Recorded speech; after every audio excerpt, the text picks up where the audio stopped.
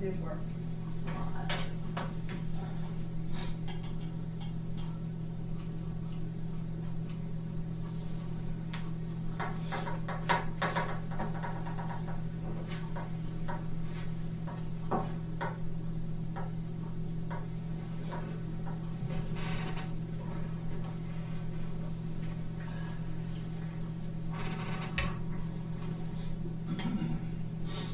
I have you left. You got it?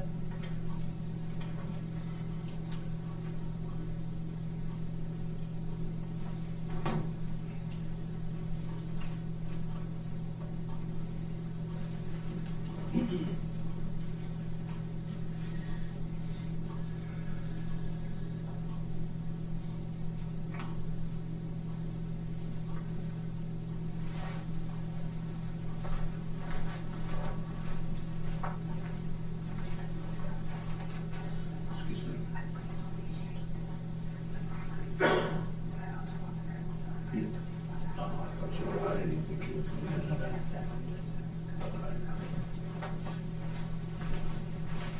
Let's see. Hopefully they're getting better. I'll tell you what, they went up to plow the airport.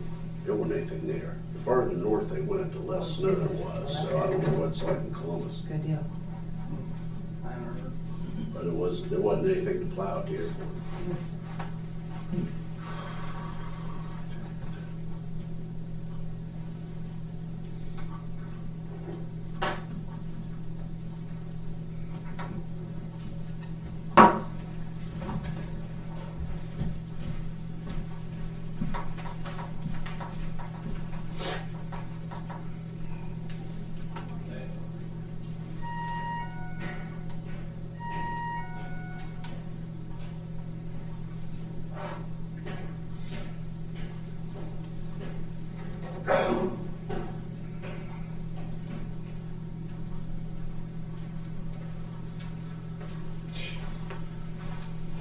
Morning, Sheriff. Morning.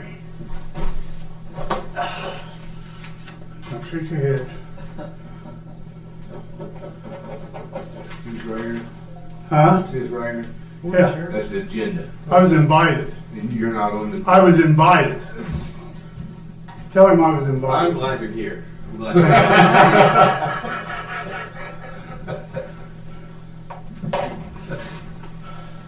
It's great and nice this morning.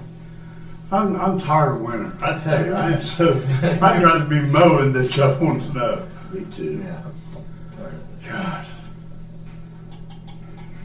Well, we got a little taste of the spring last week, and that's That's what got everybody upset.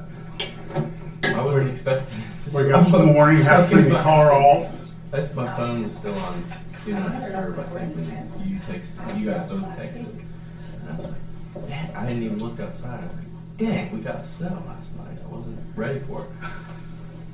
And the kids, Well, I thought it was actually supposed to be here Sunday. And, Mm-hmm.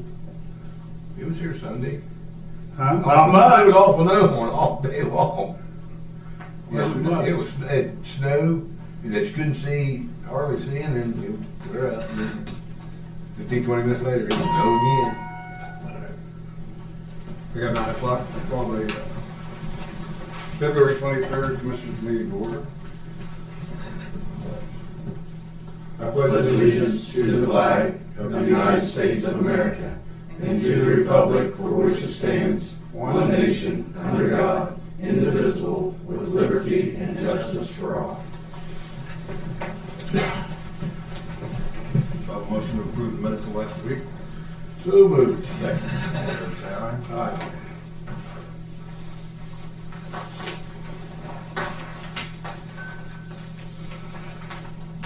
Are you here for? I'm here. I asked him to come over because I've got some stuff for downstairs with those officers in the front of the courthouse. And we talked about it. I wanted him to be here when I share it with you. Okay, do we need want to to be do in that? executive session? Excuse me? Is this an executive? No, it session? doesn't need to be. We got a quick agenda, or quick. Yeah. Bills for the week were $1,441,005.25. Big one was planning commission with $930,646.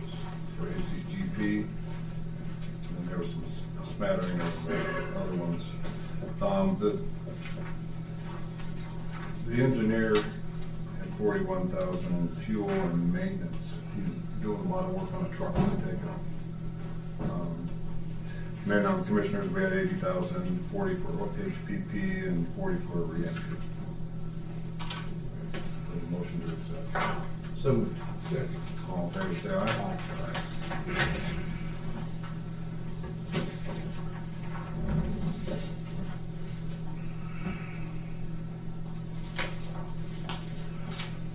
Then a now analysis, $97,205.32. Several of the bigger ones there. Software for the real estate department. Took up a big hunk of that. And there was another big one for a motor vehicle and gas tax. The SIB loan for 2207 Hospital Road. Traffic impact study. So moved. Second. All in favor, say aye. Aye.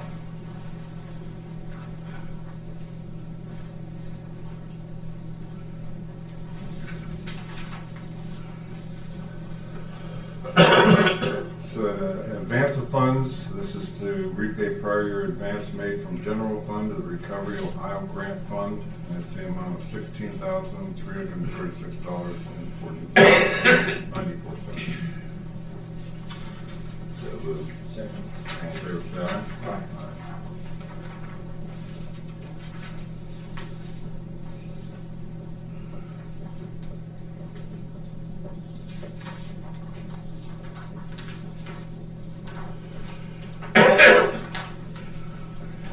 Goes for transfer, Ross County Sheriff's Department, CLE for purchase of road patrol equipment, $8,000. So moved. Second. All in favor, say aye. Second. Aye.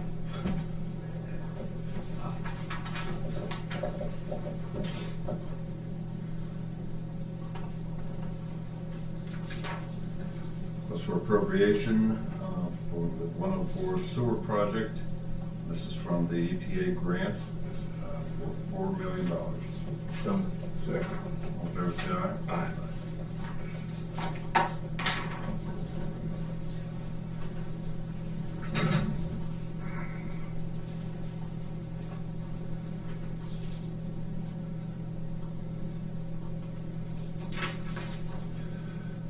Asset disposal form from juvenile court, and they are taking an Optiplex microcomputer and transferring that to court 2. So moved. Second. All in favor, say aye. Aye.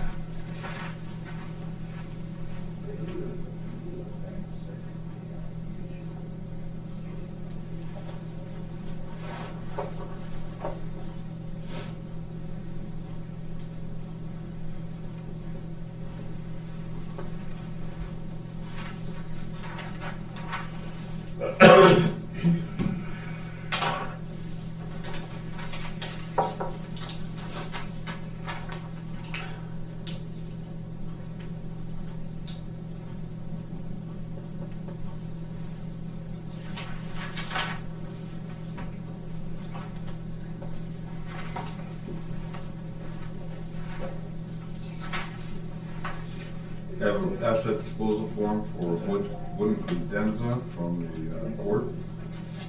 No longer works for the office. Poor condition. A wooden what? Credenza. Table. Behind the desk. Second. Yes. Second.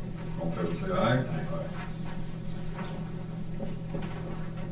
I never heard of a wooden condensed, whatever that was. I never heard of. I thought it was like a wooden figure of Brad or something. That's what I thought it was, something to do with Brian. Just I thought it was something to do with you. Of course, getting rid of it. Just think of Cassandra. Credenza or It's a Cassandra? sand head. I thought we said, he said, Presenza. Presenza. That's even closer. She said your coffee on bread over her throat.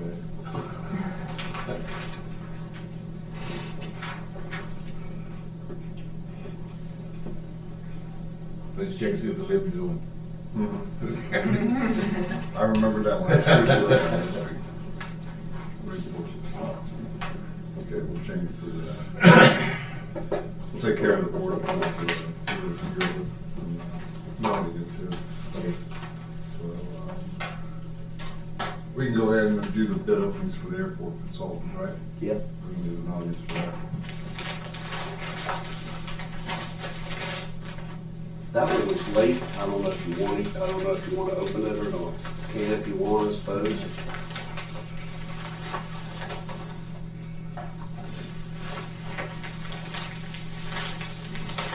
one is from Acero Engineering and Architecture from Dayton, Ohio.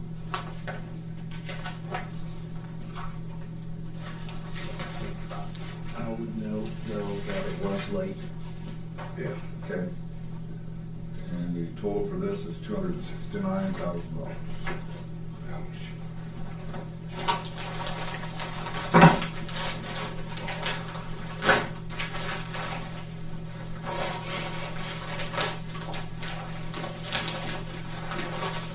There's a technical bill. They include from the other side. So that's up there. I'll take this back.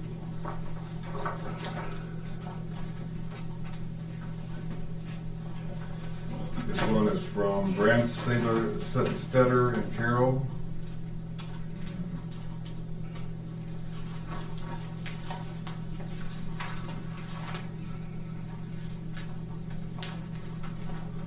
They're out of Cincinnati, it looks like. Their bid is for $65,000.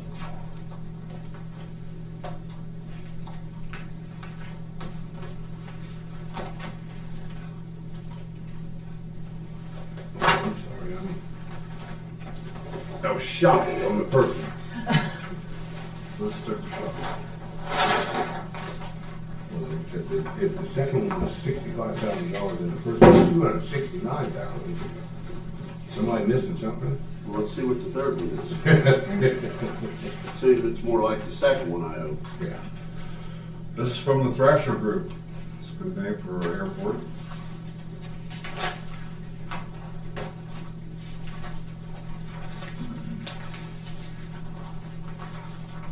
And this is for $52,500. For the ballpark. Yeah. Late and high. So you had That's a, the thing. you had a chat with the guy from Thrasher. I did. Yeah, he was the only one that really came. Yeah, I had some conversations on phones with other folks, but I don't think any of the ones I talked to submitted a proposal.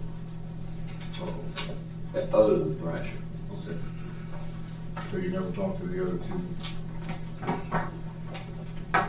Do we do a vetting of, like references or any kind of that one? We can look through, I'll look through those and then I'll bring them back to you and say, this sounds like the best one. You Yeah, I'll get them all. Then Jack didn't give me his idea. Keep that. You can keep it first if you want. Whatever you want to do. Here. You sure? Yeah. Now, Mr. George. What do I have for George here? Let's see. So downstairs, we have that seemingly going pretty well downstairs. Coming in that front door, and they've all been tested because it's been tax week. Tax 2 weeks. One day they had to count 400 and Well, they, on the 20th, the last day of taxes, they said they had over 500 people. 500 people came through that front door. So these are two quotes from a company called Garrett Security. They're the same people that have the, same company that has the metal detectors that are downstairs. So when we got the new Rappi Scan, the bag scanner, it's been working great. They should be different numbers. Yeah, they're different numbers. Second page, Oh. Well, that was helpful, but. make sure you get. Yeah. Yeah, okay, got it. So, what we did was we took an old machine that we had and we put it in place next to the new Rappy scan. It didn't work. Sometimes it would pick up metal, sometimes it wasn't. So I called Garrett and said, hey, we've got these two machines. Can you come and service one of them and see if you can fix it? And I gave him the model number, and he said it's older than 10 years, we won't service it. So it's one that we had when Gary Steen used to sit at the doors down at juvenile court, because they used to let people come in those doors down there and then they shut them down. He quit doing that, how many years ago, George? Oh, several. but- 12 years ago, maybe, because it was And right and after I started. It's a lot longer than that, because that was actually the one that was up in the jail that we had people go through for visitation. We had that 4 or 5 years, and when I came in, we moved that to juvenile court because they wanted that separate entrance. So that thing's every bit of 22, 24 years old. So we took it out of there because it wasn't working. And then I gave him the numbers on the other Garrett machine. And he said that one's got about 1.5 years left in its life before it'll be obsolete. So I say we keep that one for the next 1.5 years, and then we budget for one of those in the future. But we need one for that other side. And so the two quotes that I have, the one that's lower is exactly like the one we have downstairs. The other one has a few more bells and whistles on it. I'm not sure that we need that. I think the other one's good. $7,000 related to $10,000. Yeah, 7,200 compared to 10,100. Good morning. So you're recommending the cheaper option? I think the other one works great, and it'll be good for 10 years. And that's probably what we ought to do is next year we ought Have it serviced? to, well, they're only gonna service it until it's 10 years old. Yeah, but I mean, if you So- have it serviced, how long will that You last? gotta, well, I think it'll be fine. I mean, right now it's working fine. If you wanna have it serviced at the end of its life before it dies, before they won't come and work on it. That's what I was wondering if we You can probably do should that, have. but, you know, if it's working, there's really no service to be done. Okay.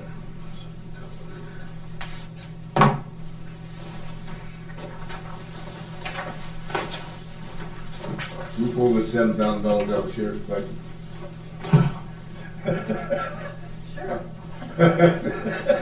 No, I'm broke.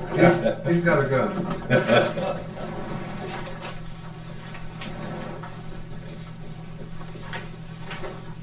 You can think about that Yeah. if you need to. Let's- We're gonna need it. You don't have one now. Yeah, we don't have one now, so. So what they're having to do is have them walk through the one side, come around the other side, And then check. Well, I was and then if you got them going in and out, it's a mess. But the thing is, if that would go down, that would be a lot of trouble. I mean, we're gonna have to handle on everybody through that door. I don't think, I'm fine with proceeding right now. So motion, Yes. second, all Second. in favor, say aye. Thank you. It needs, Thank you, Brad. Sheriff. Thank you, George. Beth, what do you got? I have a darn sheet for the last 2 weeks. And then I've got an amendment to our Stantec General Services contract. Oh, you your own supervisor? Yeah, I don't know what I did. I think I was signing all the others. You can just cross that out, put yours in there. I was gonna print it up. If I have one. So this is our general services contract. This isn't actually the stuff that they do for the FAA or the design work. It's like if we ask them to do other things. We've asked them to do some stuff from time to time. That's the hourly rate for all the people that work for them. But we've never exceeded like $2,000 a year. Yearly contract. Well, it's actually, it's General Services Amendment number 3. We've done it We've done it 2 other times. Each time, of course, the price It's a new is, contract. yeah. Okay. Yeah. It's good till. It's this another time. year. First. Yeah. So moved. So, All in favor, say aye. Aye. This is the contract if you want to see it. And they're pretty good too. They've done good work for us.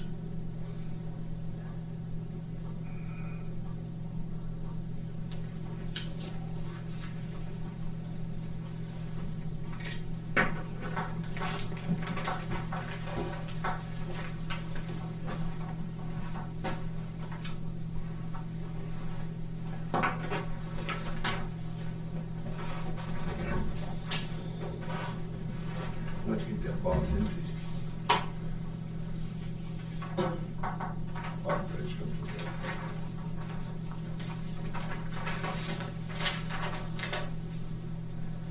That's all I've got right now. That's all you got.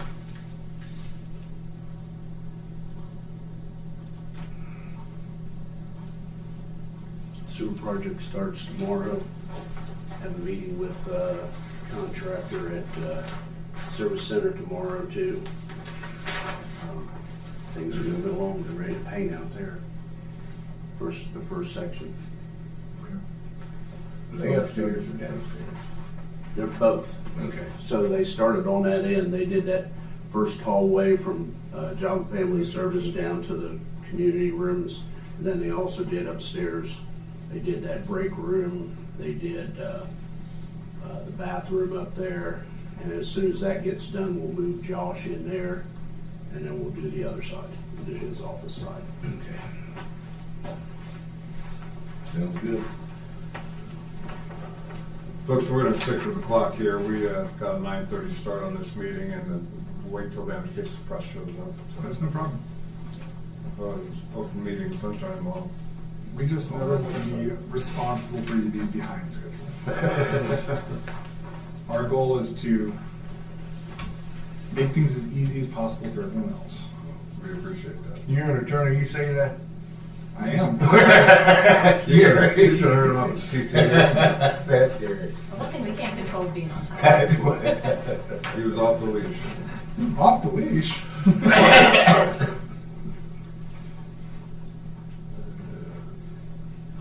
If you ever told my colleagues that my button-up stuff is off the leash, they would look at you like, you're a little crazy. I'm the one who's constantly telling them to button it down, button it down. Ken, did you get ahold of them people about that? Courthouse? We have the requisition in, and as soon as we get the purchase order, we'll, Okay. we should have it today. It's like Columbia Gas is taking a good sweet time with the shelter, Humane Society shelter. You have to hold up again? It's till the end of March. I thought that they were already done, they were out there working on it. Well, they're out there working on it, but it is Columbia Gas.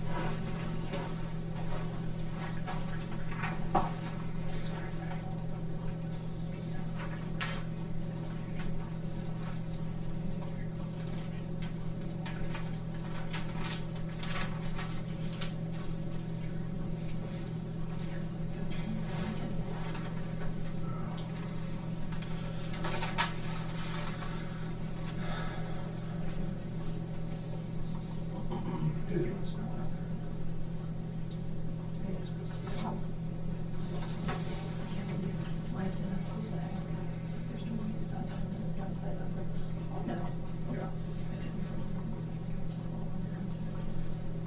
I think that the parents might. Either you guys want that on my side, I'm just saying, or would be. You don't understand that in school. I don't know what you're even talking about. Is that Battle Manor on? Tomorrow. Tomorrow. No. We were listed as. Was that tomorrow? That's. The March 3rd one, too. Yeah, you're right. That is next week. Week ahead. You're gonna be prompt for that one. Yeah, we'll be waiting. Yeah, that's next week.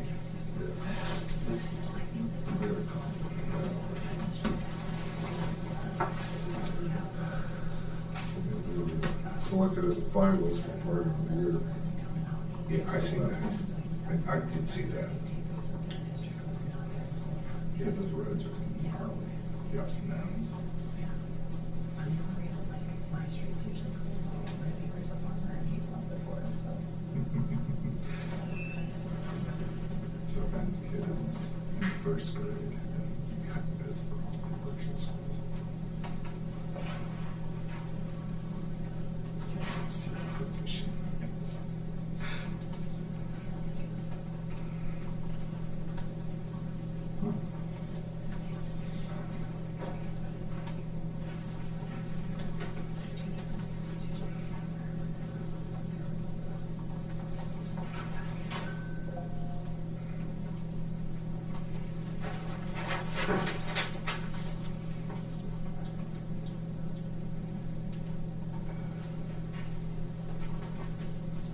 I got a question.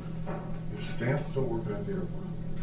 You know, I can't tell. I mean, sometimes he's out there, sometimes he's not. Sometimes they'll attach an email to him, but I don't see him very often. The only one we ever talk to is Danny. I see Stan at lunch at Roosters all the time. He'll come over and speak, but I just don't, I don't see him involved, so I don't know, unless he's just running the transport stuff. He's like- on TRM's payroll, not ours. Right. Just like Dan, cash.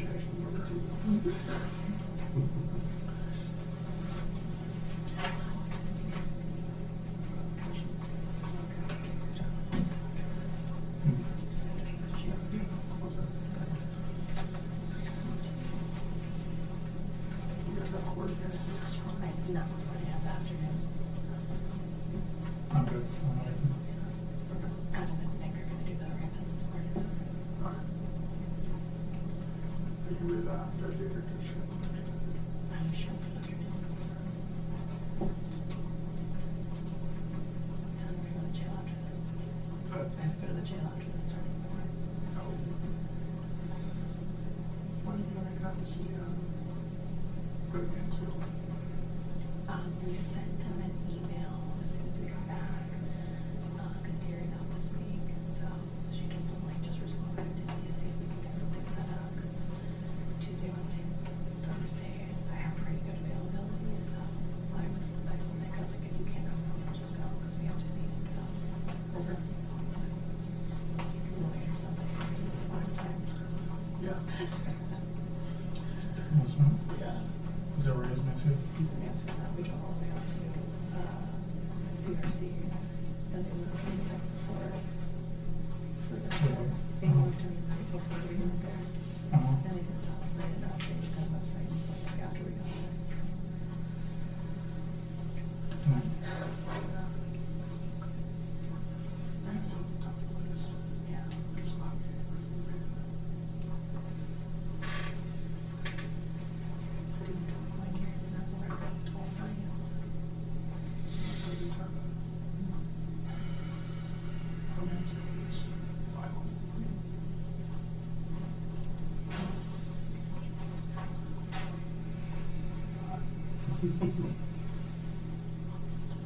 I just wanted to, like, having done panel work on it, most of the prisons in Ohio, like, there's places like you go, there's this just goes off the wall. The two from your man's home of that.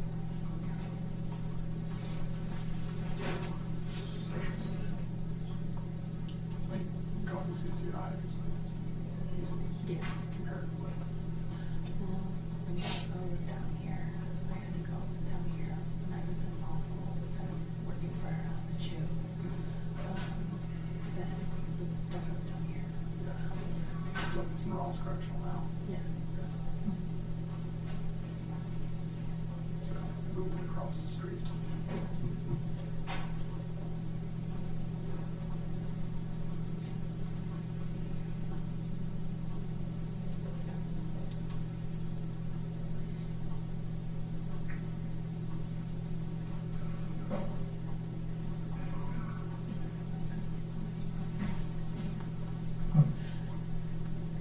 Over here? Yeah. Oh.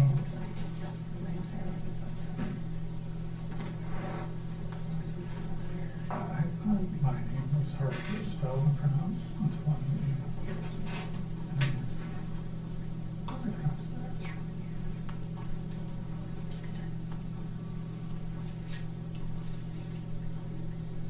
I see people see 3 vowels together and they don't know what to do. So, bring it all up. His last name is Roskowski because he's Polish. And it was not great for me, but.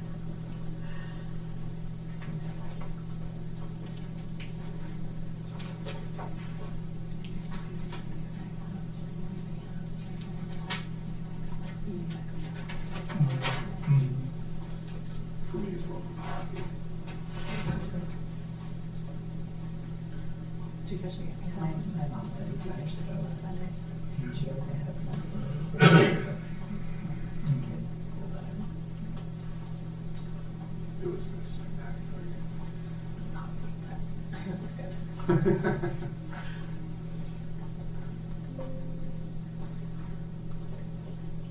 think I got my phone and they wanted to grab my information. And the final goal is Zach Wierenski on his blue jacket.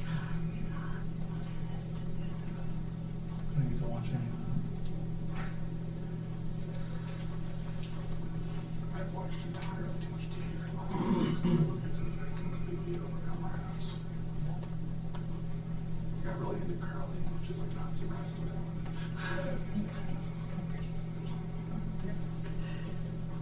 Is that the one where they like polish the ice and Yeah. the wall? Okay.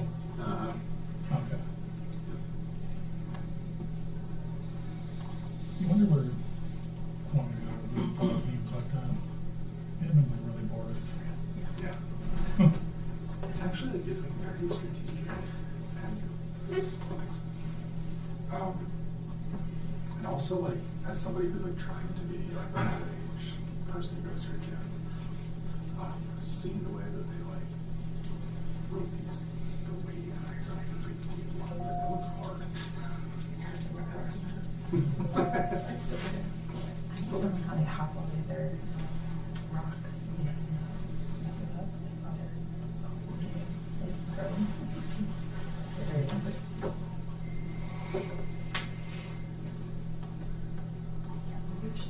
Terrifying to me. It's actually really cool. I think it's cool, but I wouldn't be very terrified.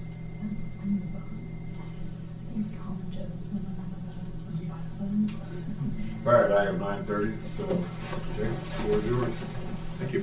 Morning, John. Morning. I'm Patrick Clark, with the Ohio Public Defender. I have some handouts for you guys. Thank you. Thank you.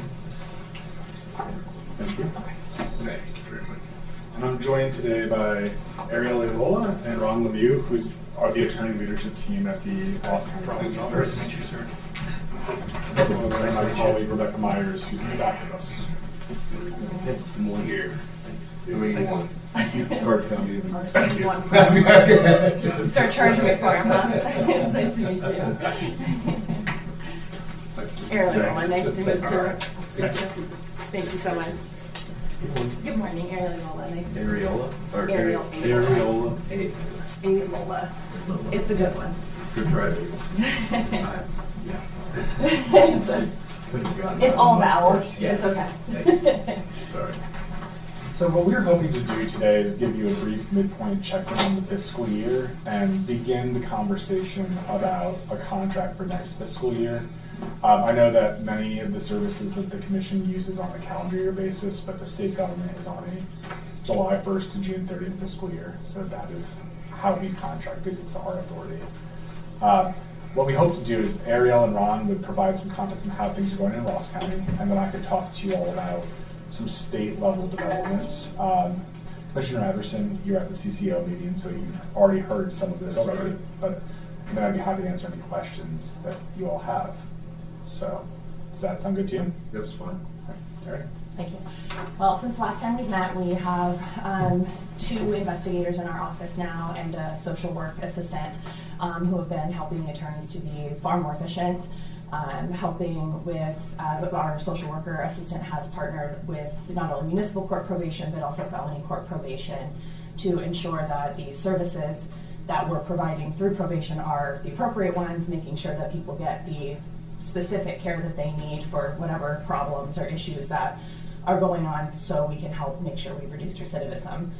So that's been pretty much the key point in our office. Investigators have helped us become more efficient as well to make sure we're not asking for additional continuances, making sure that once we get to a trial date, we're ready for that trial date and we can go forward. Social work assistants are also helping keep the jail population lower as well to find alternative placements for people who do meet certain criteria. It's important enough than our sheriff. Absolutely. And I wanted to share as I think you all know, the office serves Ross County and Jackson County. Jackson County is paying 1/2 of the social work assistant salary. Jackson County is paying for one of those investigators. So you are paying for one investigator and 1/2 of the social worker.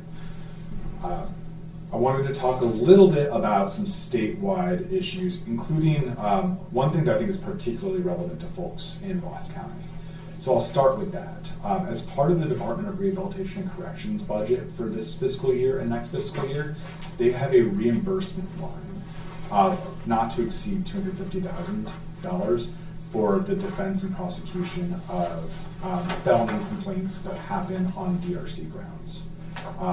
That is a reimbursement back to the counties. It's run through DRC. It's not run through us. But we did want you to know about it if you don't already know about it, because it's an opportunity for reimbursement of some of those costs. That's part of House Bill 96. The other big issues that I wanted to talk about as they relate to House Bill 96 are the cost projection report that we have and the performance audit that we have. The cost projection report, I think that one of the ongoing conversations that we've had with commissioners over the years is the reimbursement rate. If you look to the back of this form, you'll see the historic reimbursement rate in Ohio.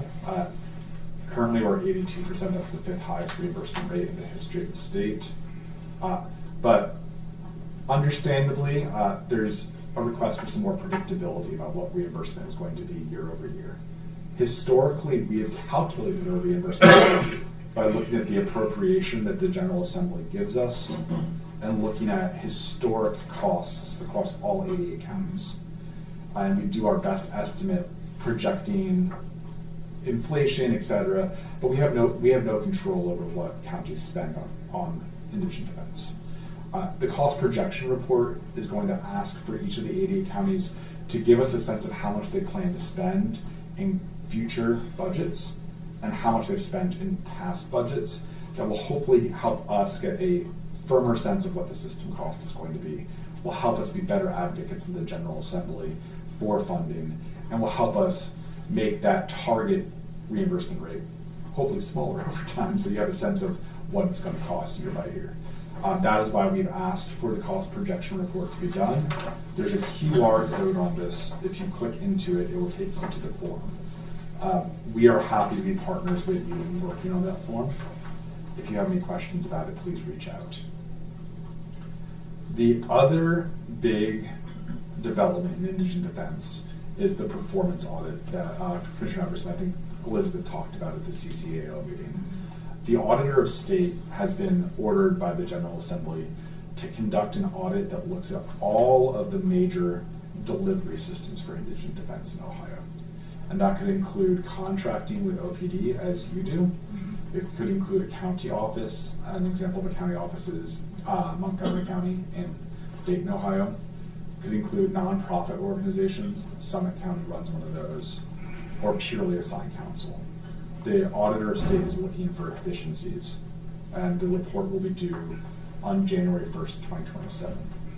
We're sharing that because we expect to get information from the audit that can help inform how we structure the system, but it's also possible that the auditor of state will be reaching out to you about the performance audit.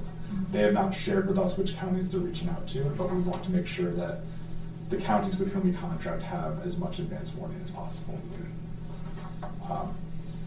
So the last point I wanted to raise to you, right now we have in the upper right quadrant of the form, our current reimbursement rate is 82%.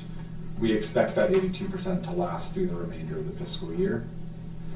We have not yet set the reimbursement rate projected for fiscal year 2027. We're looking for a little bit more data from this year before we're able to project it to you. But we've listed 3 possible scenarios for what we think it might be. If across the state, we are getting submissions of around $19.5 million a month, we anticipate an 82% reimbursement rate again. If we get $20 million a month submissions from around the entire state, we're expecting an 80% reimbursement rate. And if we're getting $20.5 million a month, we're expecting around a 78% reimbursement rate. Again, that's still a little bit of a moving target right now, but when we come back with a proposed contract, I hope to be able to provide you with more information about what we expect the reimbursement rate to be. I think that goes both ways, because we're in the beginning discussions here about adding a 3rd judge. Okay. Which would also add prosecutor strength. Our prosecutors unopposed in a judge race this year, so we'll have a new prosecutor. Mm-hmm. And so things are going to change a little bit in terms of the flow of court cases, the need for indigent lawyers. Are you anticipating potentially more staffing from us, or what? I don't know. Okay. Yeah, we're at the beginning of those discussions, so we haven't crossed the needs threshold yet. We're more into logistics and where we're going to put the 3rd courtroom and those kind of discussions. But this is being pushed by House Rep. Johnson. Okay. And he's got Andrew's Law that he's sponsoring, and that was for the death of the corrections officer last Christmas, or a year ago Christmas. Absolutely. And it's got a lot of momentum here, but we have the understanding that there's a lot of crime that is committed behind the doors. A lot of illegal drugs, a lot of assaults that go unpunished. I mean, you tell a guy that's in there for life, bad boy, we're going to punish you, for time, on a life sentence. It's kind of ineffective. So, the whole thing about dealing with the 2 prisons out there, both of which have over 2,000 population each, is a dynamic that changes the law enforcement initiative here for both police and the Chillicothe Police and the Ross County Sheriff. Because quite often, those people don't move into those prisons or into the local area by themselves. A lot of times there's a family attached. Sometimes those families are innocent victims, sometimes they're willing participants. So it does really change the law enforcement dynamic in this area. And so there's no real template on scale and scope to follow. So we got to kind of stomp through the minefield ourselves and plan as we go. So at this point in time, we don't have a whole lot of information outside of a heads up that we're discussing this. Okay. And that would be in common pleas, correct?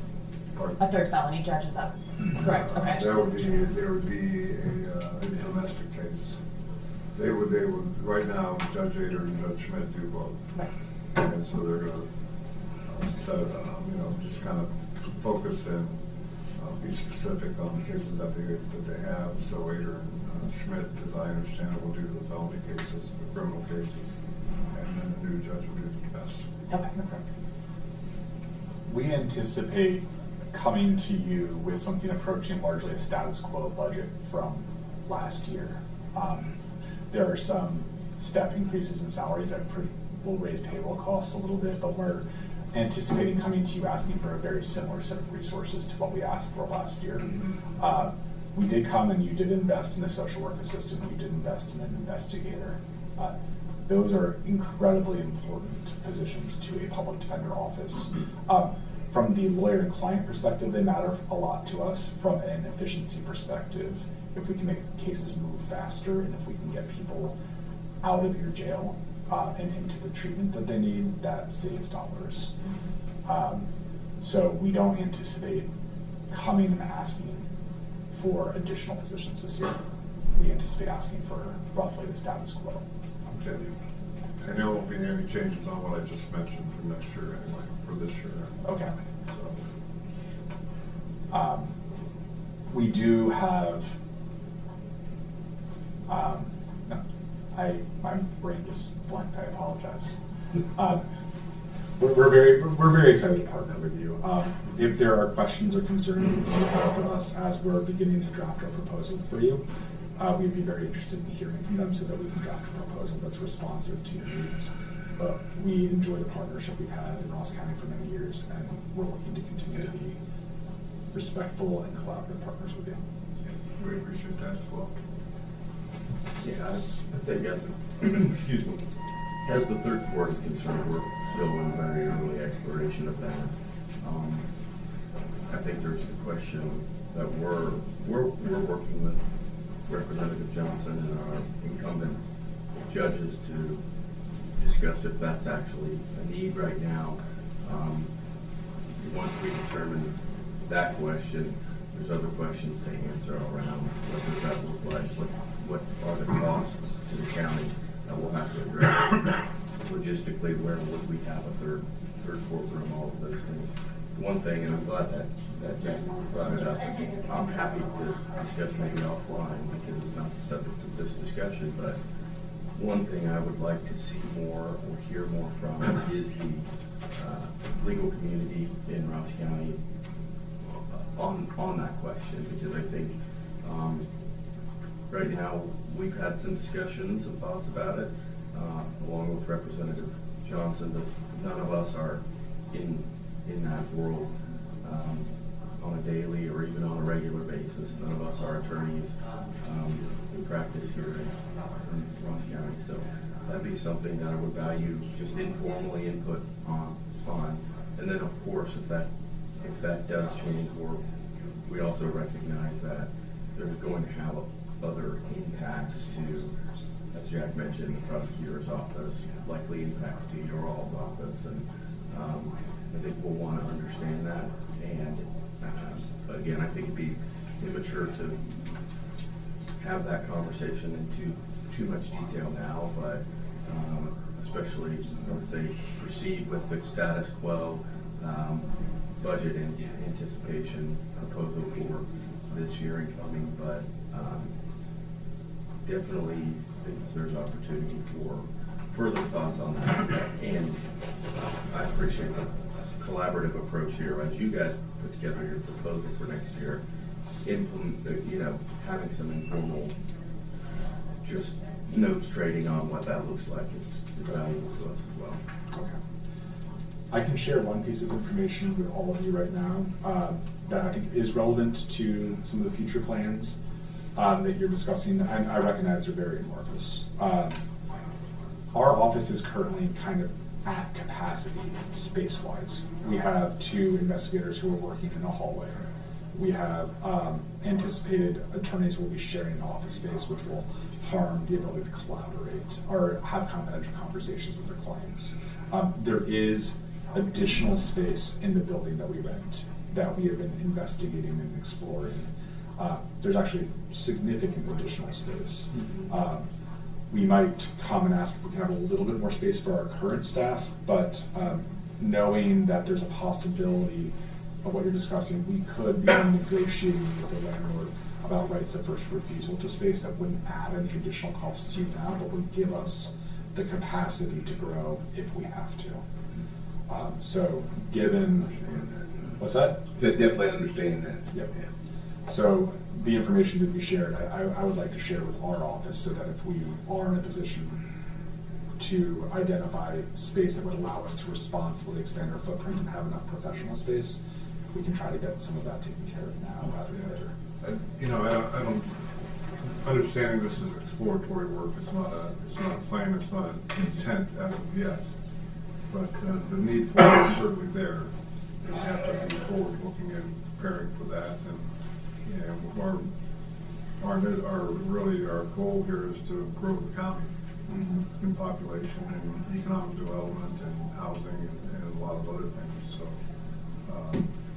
should it come to fruition, we're gonna have to deal with the rise in population and the problems that brings. So, yeah, I think keeping you in tune with what we're thinking about is important, so you have plenty of time to prepare instead of the last minute.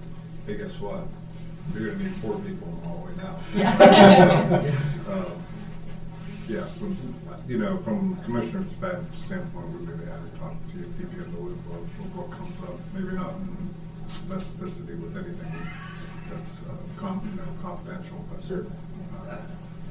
Yeah, we'll get into that. We appreciate that. We anticipate being down here in the end of March with a contract proposal, given the timing of the need to get the contract signed and then get it over, all of the steps we need to take prior to July 1st. So we'll be reaching out shortly to schedule another time. And we just wanted to have a chance to talk to you about how things are going now and hear any questions or concerns you had before we begin the process of creating that proposal. Do you have any issues, Mr. Lawman? No. No? I'm not a fan of public defenders. Thank you. We're gonna change that opinion. No, I'm just kidding. I'm just kidding.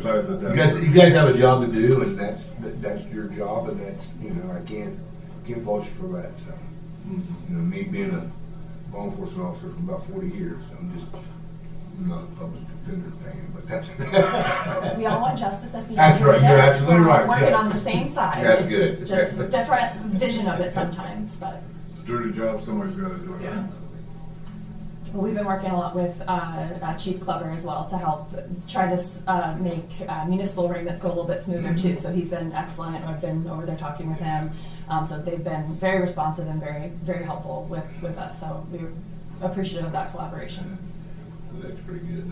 We're trying to work things out and trying to get things smooth and make things smoother, but you get smooth and then all of a sudden you get a big pothole. So that's. That is the life of your chosen person. Oh, that's what it is, yeah. Take everything in stride and keep going. Yeah. Absolutely. That's it. All right, anything else? Not from us. Thank you very much. Thank you very much. Thank We you. appreciate your time. Thank you. I do love to hear that you want to grow the town and everything too. I actually am from here and I moved away for a long time. So when I came back, I was like, this does not look like the same town that, I used to come with my great grandparents to and, go to Krispy Kreme and sit at the counter with my grandpa. So you've done an excellent job. The town is absolutely beautiful. So I'm very happy to be back and be a part of it. So thank you guys. Grab some lunch downtown here before you head out. A lot of good restaurants. Well, I work right next door, so I'm here all the time. That's awesome. Thank you very much. Thank you very much. Okay, all right.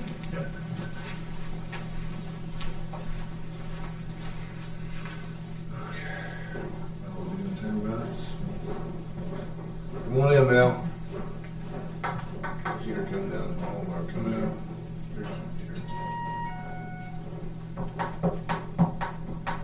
See her and Kurt.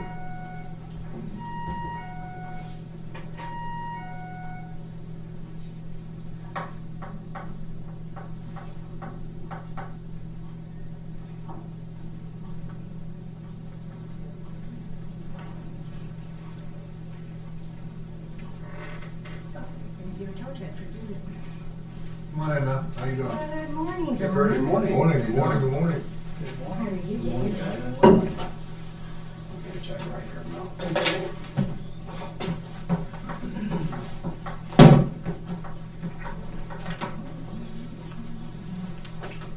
Hi, Mr. Gazanza. Hello, young man. How are you today?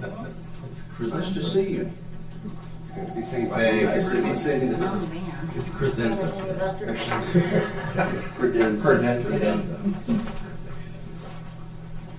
Hello, ma'am. How are you, sir? I'm fine, thank you very much. It's nice I to know you be, can't wait to it's nice to be frisked in the morning. I cold day. That's exactly. If I knew you was coming, I would give him a hand and say, hey. Strip him down. Take him all the way down. Better keep an eye on them.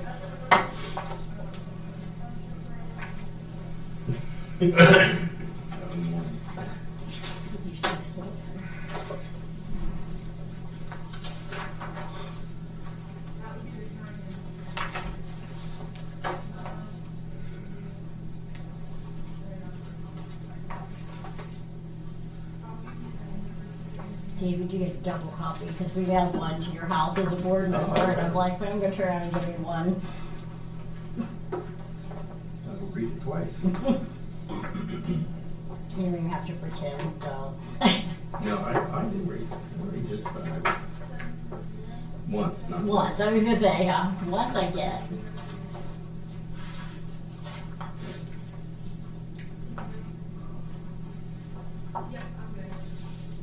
Well, being on your board, it's generally good to read this just to make sure there's nothing on here that That doesn't surprise me, right? It shouldn't. Yeah, no, there isn't.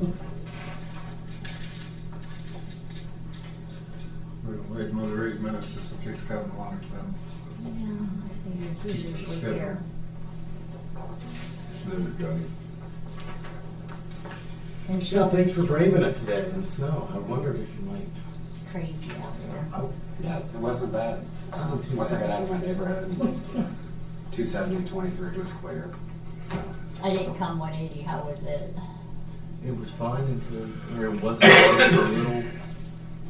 it was a little rough until you got It was good further until it wasn't. east, and then it was clear. I'd say drive around Robinson is when it started clearing up.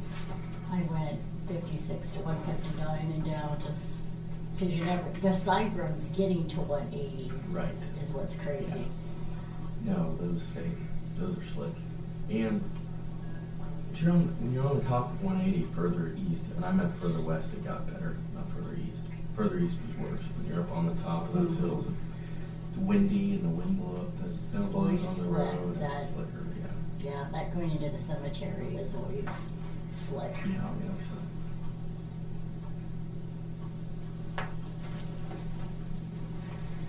well, the hockey game was exciting. Oh, yeah. I missed it. I was in church and I couldn't wait. And I was waiting for a hallelujah just to shout out in the middle and somebody got hurt and saw the score. I didn't get to see it till after. I missed it. I missed it. I was watching the whole thing. They were tied at the end of the thing, and then they took like half hour to figure out the overtime. So I went outside, standing around, came back out, and my wife said, "It's over with." And I said, "What do you mean it's over with?" Yeah. It's over with. They got the puck and 2 minutes in, and they scored. I said, "Okay, Well, it's fast. Wait for the replay." When they play 3-on-3, you know, and just Yeah. one keeper, Yeah, that's- man, they fly. That was fun to watch. Saw my own on ice entertainment yesterday. During the game, I was at Disney on Ice. Up at Oh, were you? Disneyland, yeah. I'm like, did you slide somewhere? No. No, we were up in Columbus. I had friends texting me about it. I said, watching Yeah. something on ice at a hockey stadium, but it was not hockey.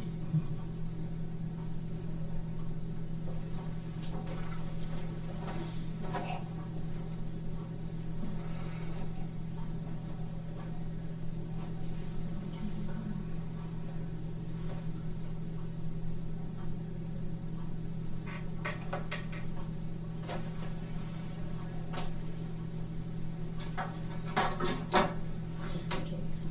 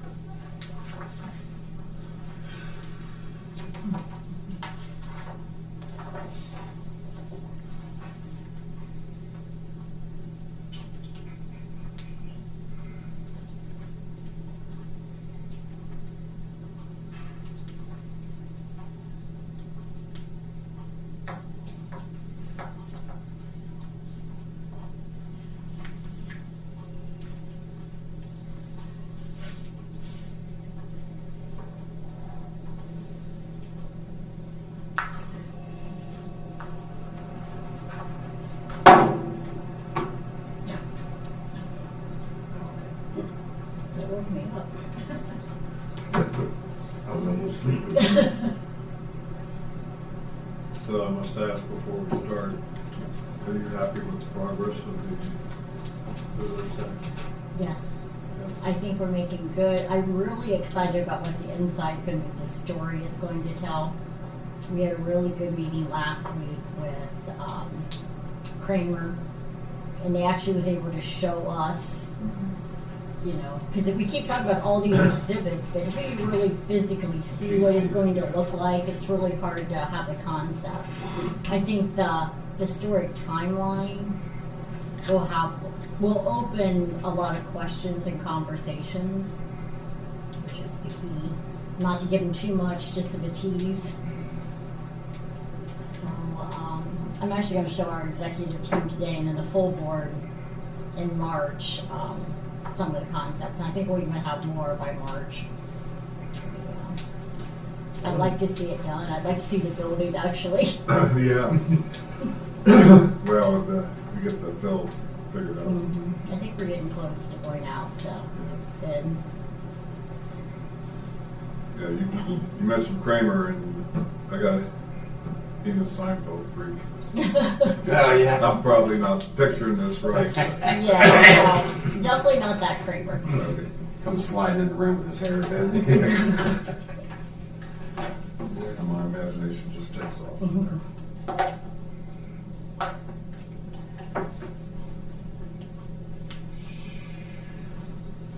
I'm surprised they were still working in the snow.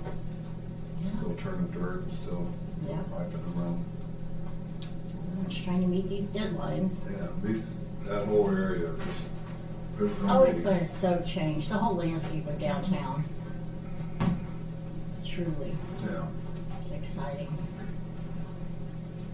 I know. I had a business the other day reach out and was like talking about all the construction in the park and then on ODOT, and I said, but just think what this end result's going to be Yeah. for Bridge Street, for our downtown. I mean, it's all going to come together at the same time.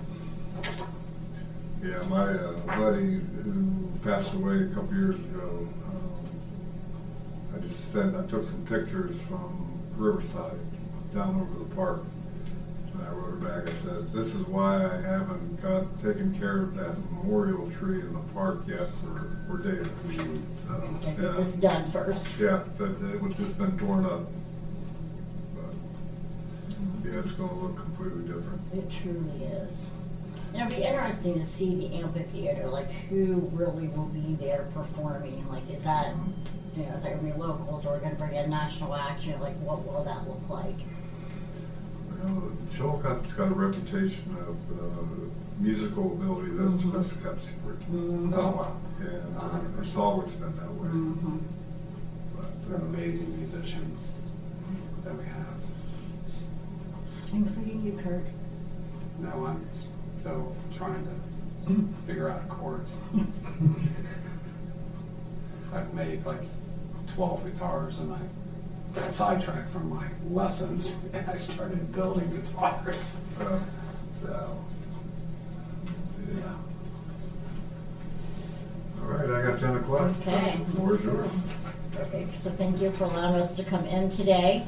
And I won't go through exactly what's in the report because you guys have time to read that on your own. But some of the highlights, we definitely continue to be an economic driver for the county. Really building on last year's momentum. Local visitation and tourism related activities continues to grow through 2025. Driven by an overall interest in Ross County attractions. Hopewell led the charge with just under 100,000 visitors. But events is what we really were seeing is driving the overnight stays for our weekend business. That's including the Force Rally, Buck 50, Bash for Cash, which don't ever stop that, Brad, because that's easy to driver. I was looking at some of those numbers. Gusmacher is actually back. We just had our second year last year, and they produced 64 room nights for 2 days. So that was a good, especially for May, that was a good event. Got Sands in the Streets, and then Tour of the Scioto Valley, which we used to consider the Mother's Day bicycle race. is now more of a festival, and they are housed now in Chillicothe. So they would do, it used to be from Columbus to Portsmouth, They used to stay in Portsmouth. So last year, it actually started here in our park, and then they did different, if you wanted to ride to Portsmouth, that would be one of the tours, or you could ride out to Frankfurt, or you could ride out to Bainbridge. So they had a lot of different options. I wasn't really sure how that would work because some of these people's been riding for many years. We got very, very good comments about, and they're going to be bigger and better this year. The doc partnered with them last year, and they said that was their third busiest weekend.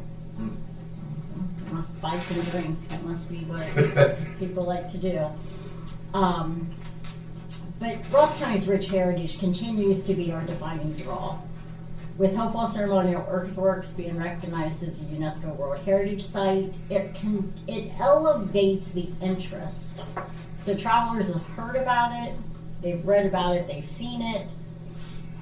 They're coming farther away from Ohio to experience it. So the first year we really seen Ohio and West Virginia and Pennsylvania be our drivers. Now we're seeing people coming from further away to learn about it. So it also helps having a Dina Mansion and a Heritage Center and our downtown, because then it just sort of makes a complete stay. We've seen a 6% increase of visitors outside of Ohio, with Pennsylvania, Florida, and Illinois leading the way, coming specifically for Hopewell. One thing that we did learn it was a tough season last year for Tecumseh, for the paints. So we know with Tecumseh, people do not come if there is a glimpse that it might rain. So we had a lot of rain in June, and then we had that extreme heat in July and August, and it also hurt those attractions. Usually by Tecumseh at 8 o'clock at night, it sort of broke and people would still come, but there was nights that their heat index was still 108 at 8 o'clock. I think I was usher of those nights. I know. I feel the same way. I'm like, wow. So I sat on the Tecumseh board and we were talking Thursday night. We always knew rain was our biggest deterrent, but what we found out last year, that heat actually kept people more away than the rain did. So yeah, that would be interesting. But with your help, we were able to do print and digital with National Geographic. And so we've seen uptick interest from the West Coast, increased website traffic and engagement. So they were folks being referred from National Geographic, because we can track through our website. They were staying on our website an average of 68 minutes. So they were really digging in to get the information. So that was really an interesting thing, and actually a meeting with them today at 2:30 to see if maybe we can do a smaller digital package with them this year. Just because there was such engagement from the folks that was drawn. I mean, that is a niche. Obviously, UNESCO is a niche for their readers specifically. The most recent detailed impact results that we had, which was reported in May of 25, shows that visitors to Ross County spent approximately $155 million in direct sales. That's including lodging, dining, retail, recreation. Tourism spending supported 2,072 local jobs, representing roughly 7.5% of the total local employment. So we are behind manufacturing and healthcare, and then tourism is third.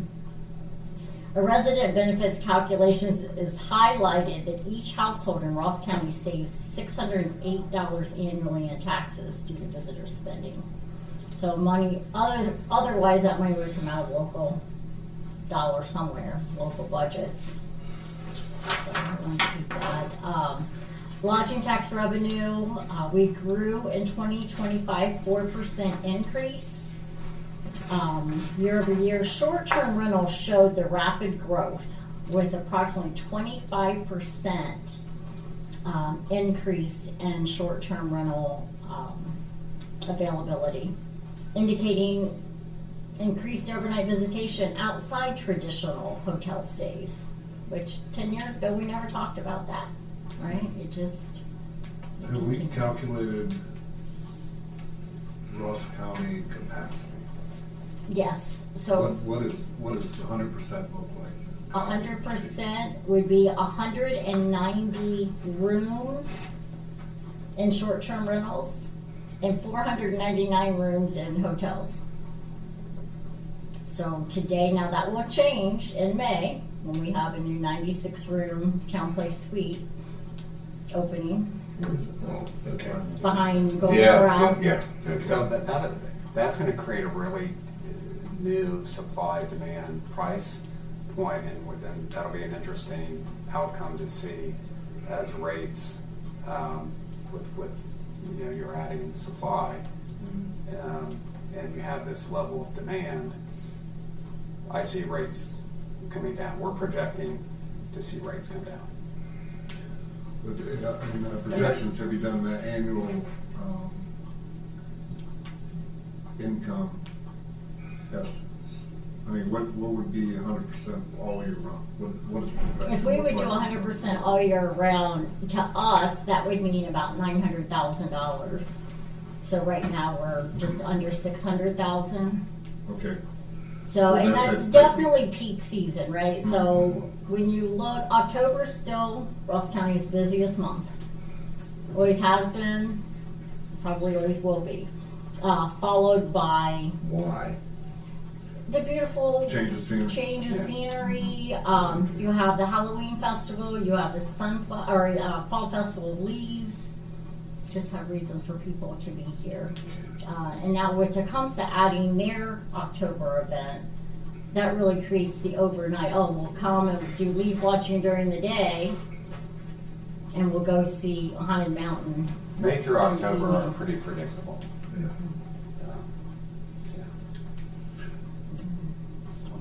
That's key. We are going to do a broader digital marketing channel this year. We're also participating in an additional 4 travel shows. So on average, we do 11 to 13 travel shows. We've added an additional 4 this year. Just because our crowd, the folks that come here, my age and a little older, is still the average. They like something in their hand. They don't, so we know that. So we don't want to just assume everyone does Facebook or ads, right? Like there are people that, trust me, I see them every day, that they want those books in their hand and know what to do. So like I said, we've added 4. We've had 3 already this year, with the next one being in Cincinnati on March 7th.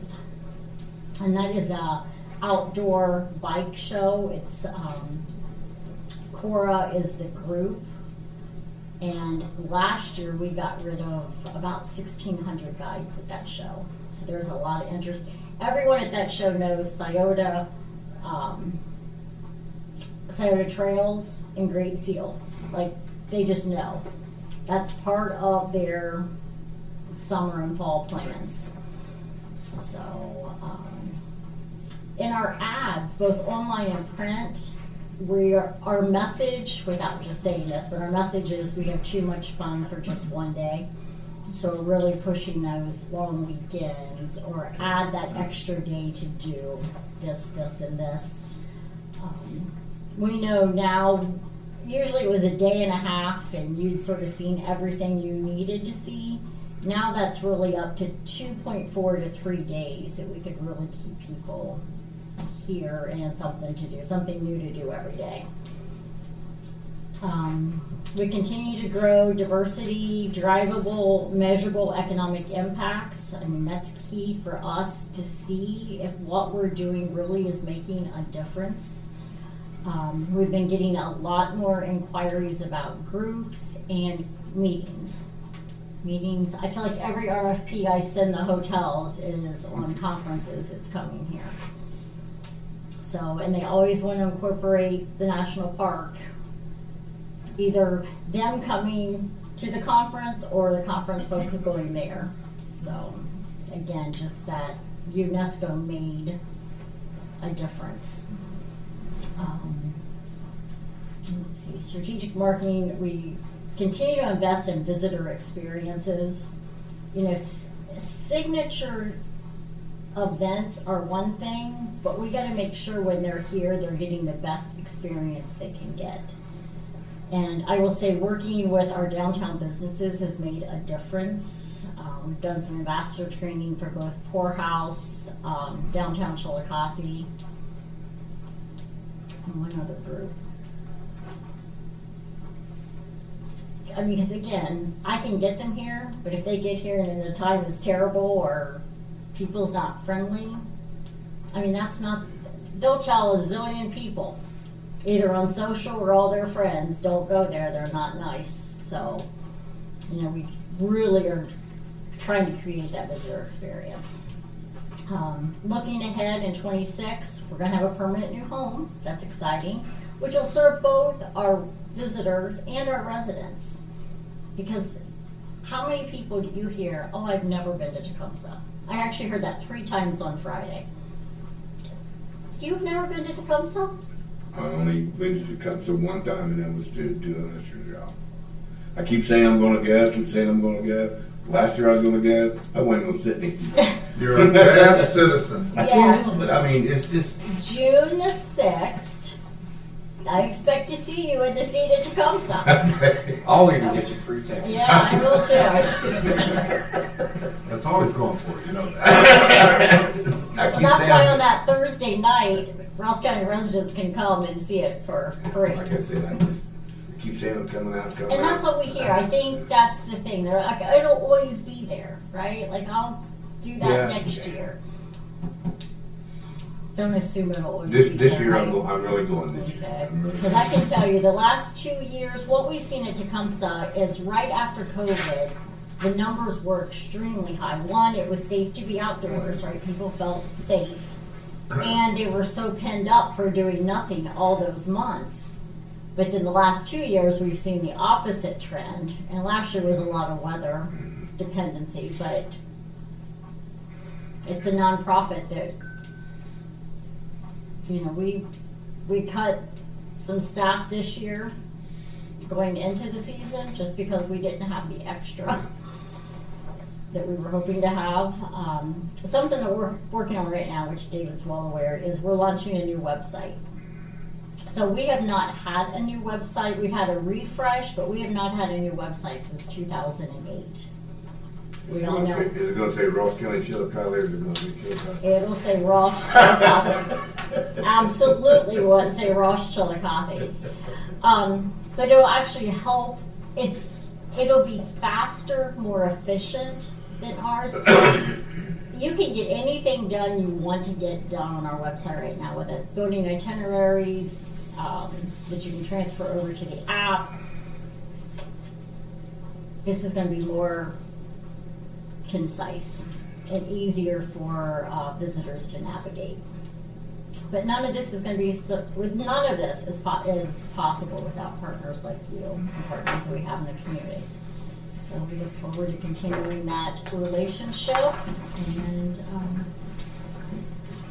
one thing that we have not seen, and I can tell you that I'm a little still frustrated about, is we're not seeing the international visitors like we were anticipating this past year. International? Mm-hmm. That was a big thing last year. Yeah, we've seen China, Korea. UK was a big frequenter one time we were talking about. Yeah, we have not seen that, and the Canadians have not come down yet. I think that will. Yeah. I think that will change. It will ebb and flow, but in my mind, we were going to see that last summer. Yeah, we knew the first year that wasn't going to happen, but last year we really thought we would, and we did not. I mean, a little bit. We did have a lot of website traffic from both UK and Korea, but I didn't physically see them here. I couldn't track them here. So, not that we track. I didn't say that. What kind of build-up marketing are you going to do for Young Tangy Park and all around there? So, starting in September, that will be our focus, and then with a greater emphasis in the spring, next spring. So we'll just be leading up to teasers, and then by next spring, I'm hoping that they'll have programs in place that we can really help drive people. When do people usually plan their summer vacations? Well, it used to be February and March. February People and knew in February. When they're Now- cooped up in a cold house. And but now what we find is that's their dreaming stage. They're thinking about what they want to do, but they're not booking that until May. The booking window, if you can attest to this, it used to be with hotels, 6 months out, you knew what that occupancy was going to be. Now, if you're 2 weeks out, you're sitting there saying, are these people coming or are they not? You know, it has definitely changed the way people, the internet has changed the way people book reservations. So that's why travel shows are so important this time of year, because we want them to start thinking, oh, that sounds like someplace I'd want to go. So they start thinking about it, but to actually book it, it's 2 weeks to 30 days out from a vacation standpoint. Even though Tecumseh will say they are up already in ticket sales year over year right now. And that really started in COVID. COVID really triggered a different way of thinking in terms of people booking their travel. So our reservations typically, like she was saying, it's 2 weeks before we're really seeing where we're going to be in occupancy. That may change because everybody may go back to before the COVID happened. And because now, when COVID was going on, you didn't know what was going to happen from one day to the next. So. I mean, hopefully it makes everyone's job a lot easier when you already know what's going, you know, who's coming and what they're doing, but we have not seen that in a few years. I just think the combination of a rebirth in the park with the downtown is something that turns that into an experience. And that's why we're going to do some stuff with the visitor center, like passports. So you start at the visitor center, right? So they get that experience first in downtown, and then the attractions. And then if they bring those back, that way we can get surveys on them and how their stay was, then we will give them T-shirt, postcard, pens, whatever. We haven't decided what that's going to be yet, but I would love for them to start and end with us, like we're the bookends. Because right now, a lot of times they'll start with us, but then we don't hear how was that experience or what. Yeah. So, you know, we send emails out, we might get 10% back. I mean, people. We usually hear when something goes wrong. What goes wrong? Yeah, you don't hear the good stuff, you just hear what, so, Mel, do you anticipate with full Airbnb rooms and then full hotel, the new hotel, are you, did I hear you right, you say you're anticipating going from a $600,000 revenue to no. No, okay. That's if it was 100% occupied. Okay, Now, all right. we know, so short-term rentals right now runs about 40%, the average in Ross County runs about 40% occupied. Okay. The hotels vary, so we have obviously different type of properties. So the lower end properties here, which we know who those are, they only run in the low 40s year round. And then we have nicer properties that run 60 to 70%. So that would be if every single room was, I would love that, Yeah, well, but it's not a realistic. And so my point is that when you add that supply. As I said, we're gonna add you're another, gonna see rates we're come adding down. some more. So what we've seen in lodging tax growth, the largest variable that's driven that is rate. Rate.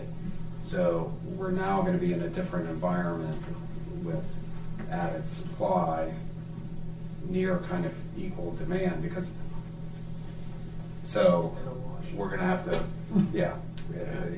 People, it's just gonna be, it's gonna be one size pie, and everybody's gonna be stealing for the pie. So everybody's rates are gonna come down. So that'll be an interesting. This will be the first, since I've been here, the first time we're looking at. So we've had to adjust, our budgets to reflect that loss of revenue because of rate. And we are going to see, and the same group that's building property here, Lucid Hospitality Group, is also building a 96-room town place in Circleville. So as soon as this one's done, they're going to break ground on that. So when we look at our market, it's not just Ross County, because we lose rooms to Circleville, we lose rooms Well, a lot of to DuPont. Jackson, Yeah, you know, they will stay with us, and then, you know, so we're. because we've had the nicest rooms in the two. That dynamic, or that whatever the scenario, I think is really important when we talk about base economic development, and we talk about economic development in general across our service industries, and how those two fit together. Because I know, I mean, that I love that slice of the pie analogy. Is we've got to grow that, we've got to continue to grow that base pie, growth the development, market's gotta- grow the pie, grow the market, because otherwise most of those in that across a lot of industries, you just have wind up slicing You're just pie stealing into smaller from each other. pieces. Yeah, Yeah. we've seen that in the restaurant industry. We've seen that in even in the retail and hotel space. I think Oh, yeah. driving that growth. Wow, you guys have worked to drive the growth of the tourism industry to support And that. we demand as know well. that everyone's looking for a bargain, right? Like, we hear it all the time. When is the discounts going to happen? People will wait thinking that discount is coming.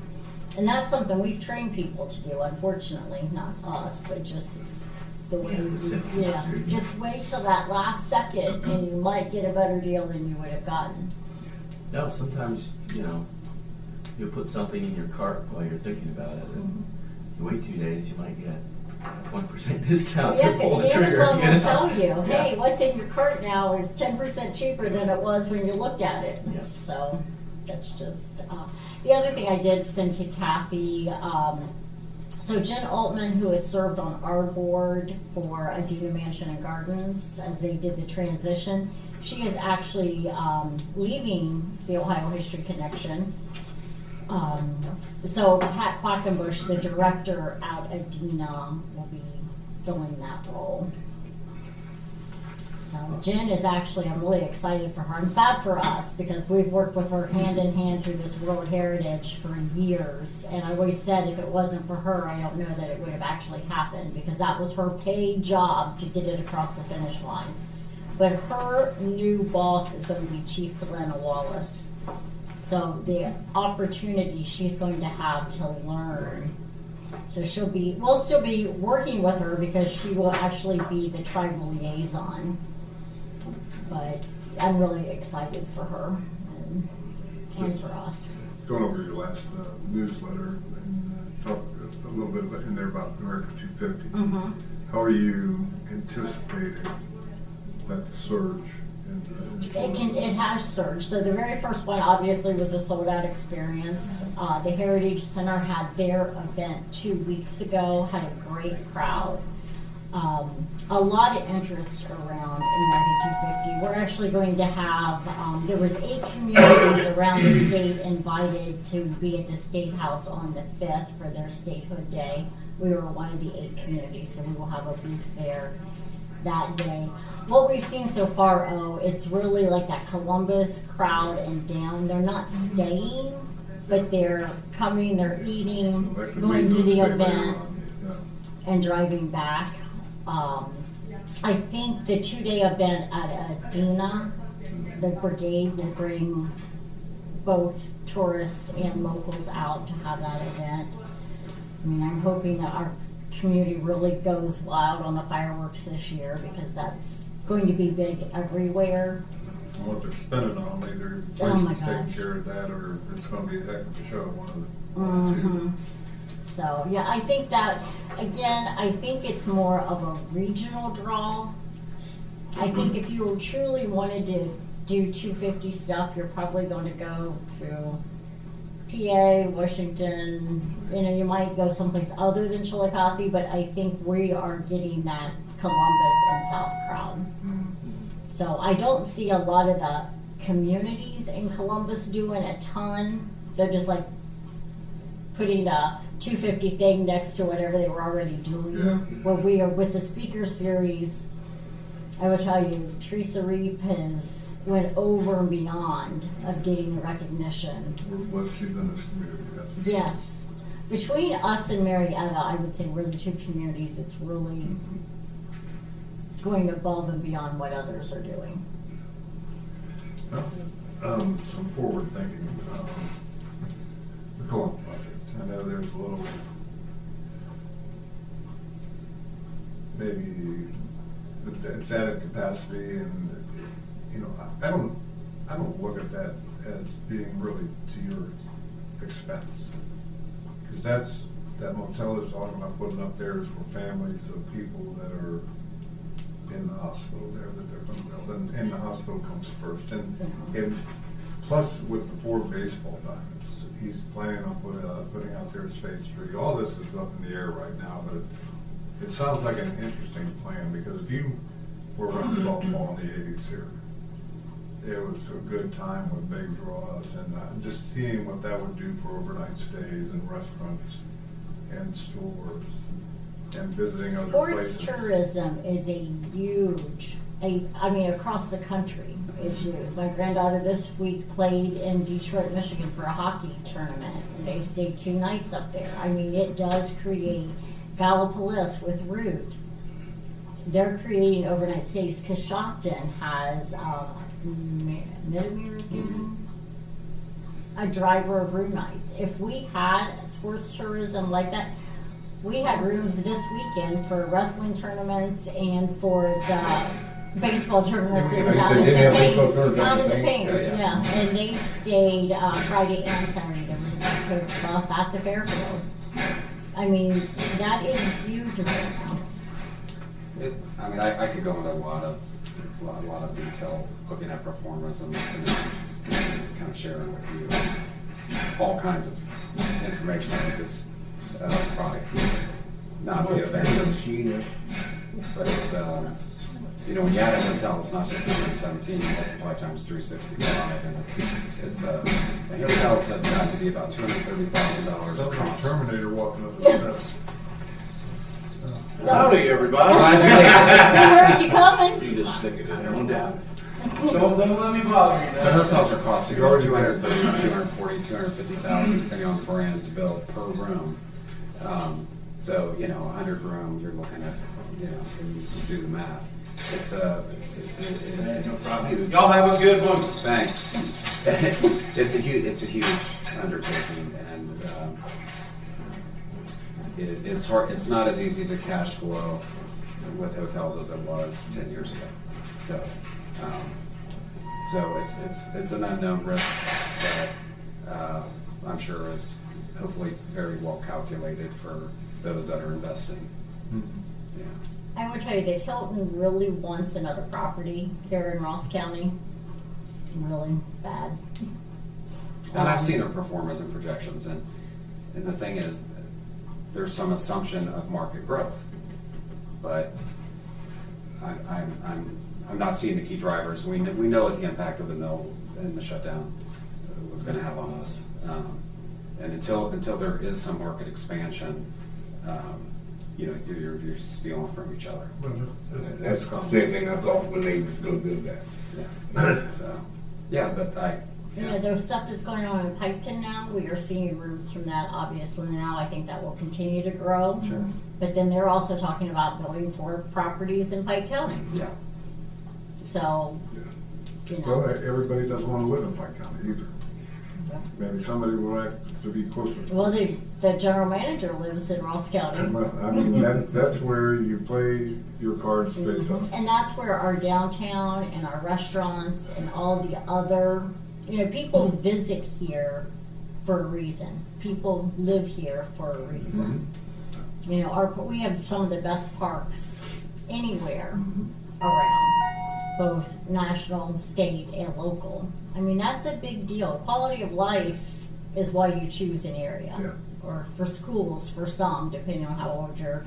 You know, I always say, it's great that the CEO is this, but what does the wife want to do? I think Kurt said it, market growth, key indicators. those support everything else. That's part of our job. That's part of your guys' job.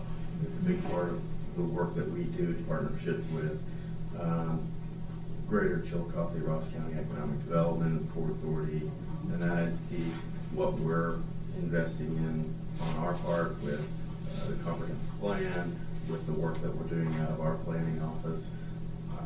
That's why, I appreciate all of your partnership in those entities, just not directly related to tourism, because that market growth, that base growth to our economy, and even the support that residential growth brings to that market as well. We've got to ride, terminology is cliche, but the rising tide, right, raises all the ships. So you guys are part of that, and this is a good report,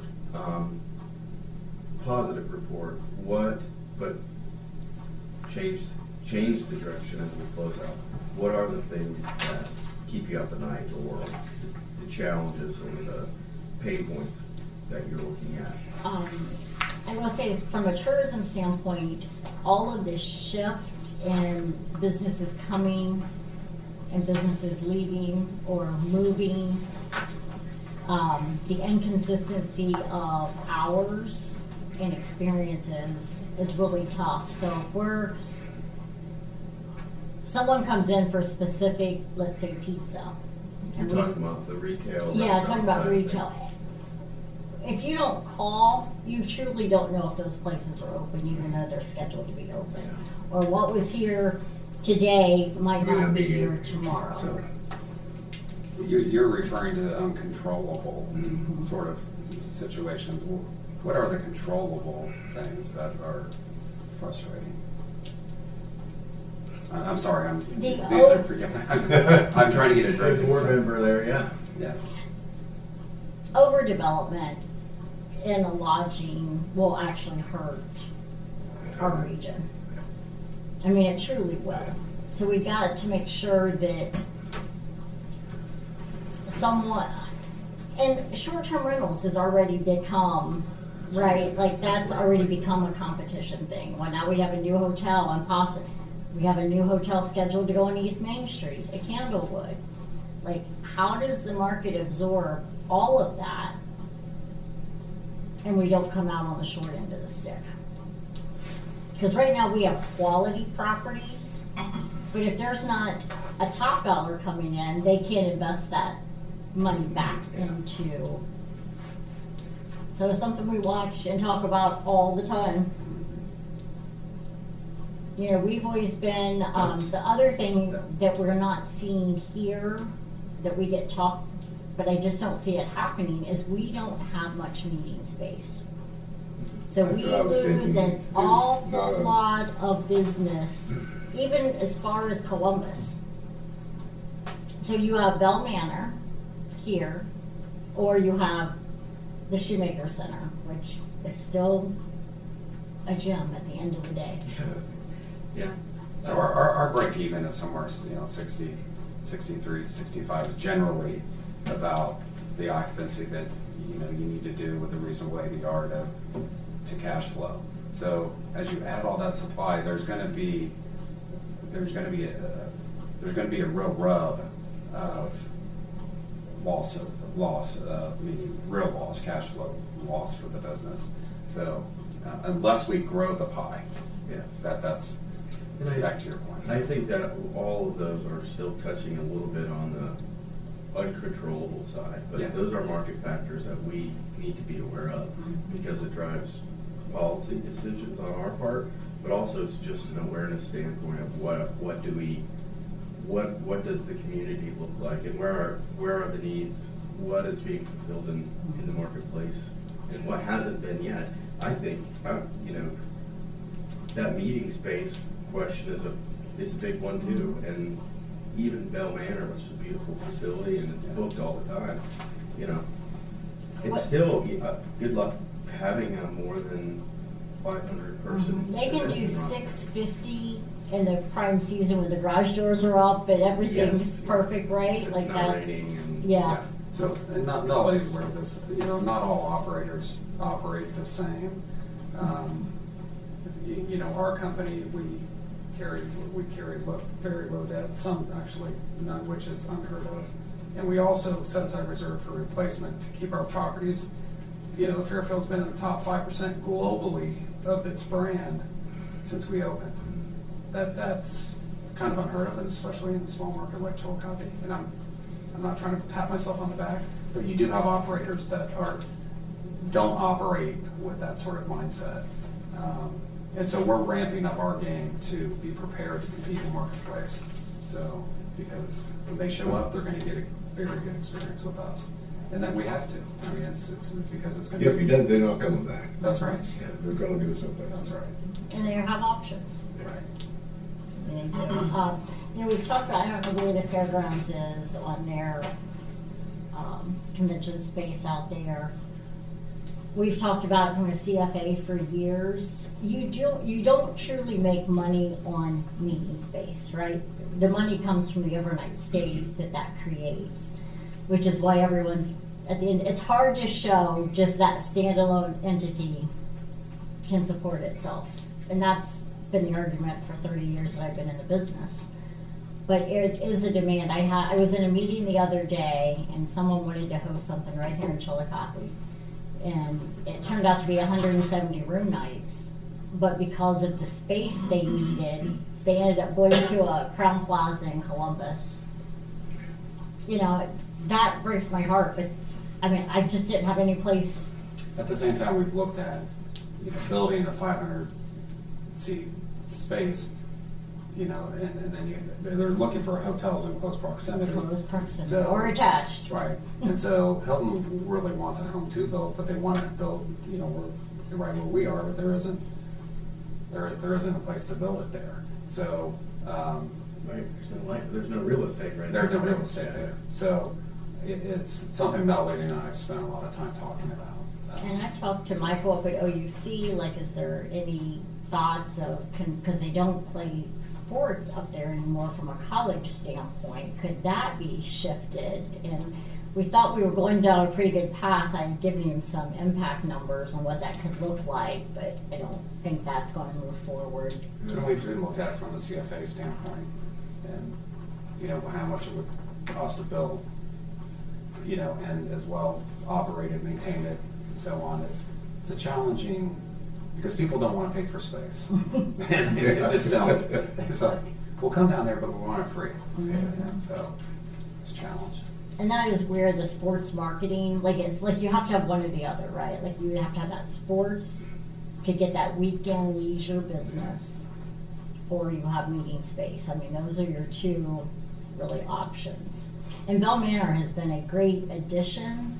We do hear a lot of Blackhawks probably happy because there's no hotels right there. So they need a block of 30 rooms. They come to the Fairfield, but they don't want them drinking and driving. So they'll hire Blackhawk to be that transportation back and forth. So, but yeah, where is that? It's centrally located around hotels.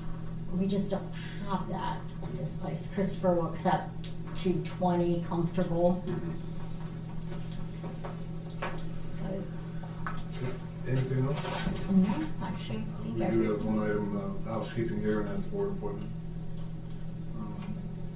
Jean Altman is departing. Mhm. Her role needs to be replaced, and you've recommended Pat Quackenbush from Mhm. Dina National Gardens. He is their new director. He's been there a little over a year. And I actually have spoken to him. We met last Wednesday. And he said this was always in the plan, that he just needed to get his feet wet. So I have a motion. Second. Second, all in favor, say aye. Aye. Thank you, gentlemen. Thank you. Appreciate it. Yeah.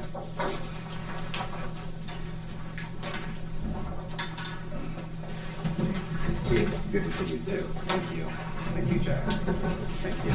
I appreciate it. Thank you. Thank you, Eddie. Good to see you. So, I am. Oh, yeah, no kidding. My wife's going through I just didn't hear you. Yeah. Well, We can sit down and do the pro forma. Yeah. Rip it out with- Yeah, so I'll walk you through what it takes to do the hotel. No. You got me to. You guys do a good job too, so that means it's not one of the things, it's hell or skeleton thing, to just, I'm gonna put one here. We're data driven. And you just said if you were Gotta have facts. 100%. Really supports it. It's just, that's your money you're throwing away. It's a big crash when it happens too. You don't want to see those kind of crashes. We don't. Yeah. We really don't. For anyone. Yeah. Oh, yeah. I mean, that's what I say. It hurts the whole economy when you have an oversupply and somebody really gets damaged. It's not good. No, you get a reputation that way too, as a community. Yeah. Well, thank you. Appreciate your All right, time. thanks for. I'll make a motion to recess for work session and start our normal agenda. Second. On favor, say aye. Aye. We are.